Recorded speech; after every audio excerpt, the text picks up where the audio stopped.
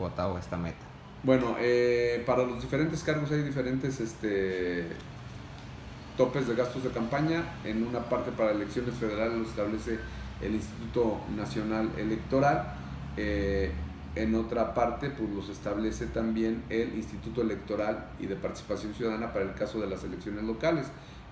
Lo comentamos, son alrededor de 450 millones de tope de gasto de campaña para la elección presidencial para cada uno de los candidatos. Estamos hablando de 1,5 millones de pesos para el tope de gasto de campaña para los candidatos a diputados federales. En cuanto a las presidencias municipales, lo veíamos aquí en Jalisco hay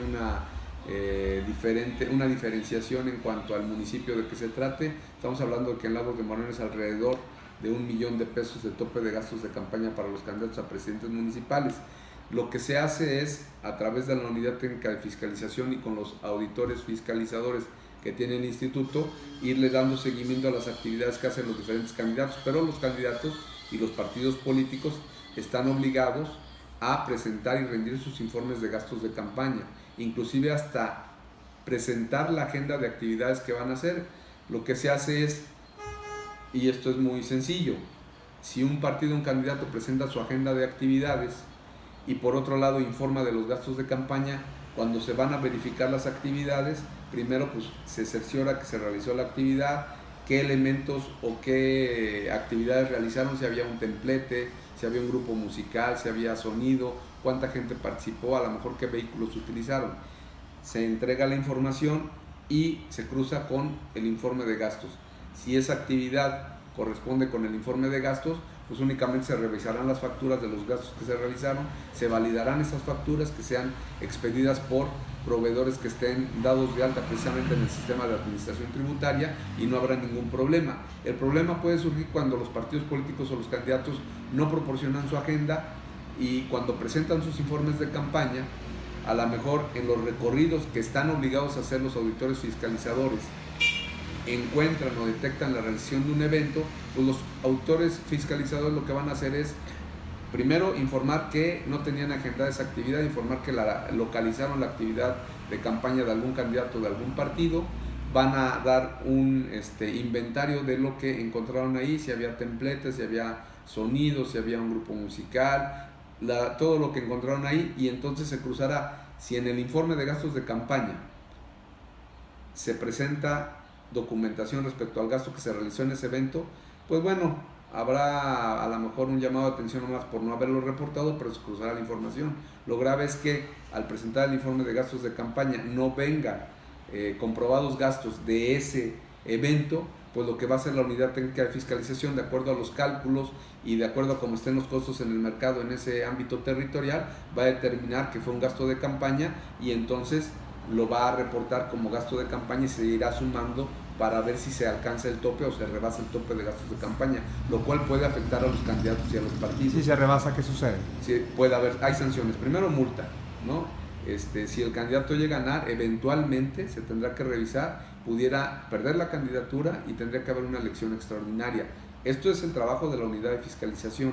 Si se llega a dar el caso ahora, muchos candidatos y partidos lo que han manejado es que me lo regaló fulano, me ofrecieron los amigos, independientemente del origen, que debe ser lícito en primer término, pero aunque no sea un gasto directo del candidato, aunque no sea la utilización de recursos propios, la aportación es una aportación en especie, tiene un valor económico y es obviamente un gasto de campaña, y así se estará determinando, así se lo hayan regalado, se lo hayan proporcionado, se va a determinar como un gasto de campaña y se irá sumando a los gastos que ha realizado el candidato del partido para determinar si rebasó o no el tope de gastos de campaña.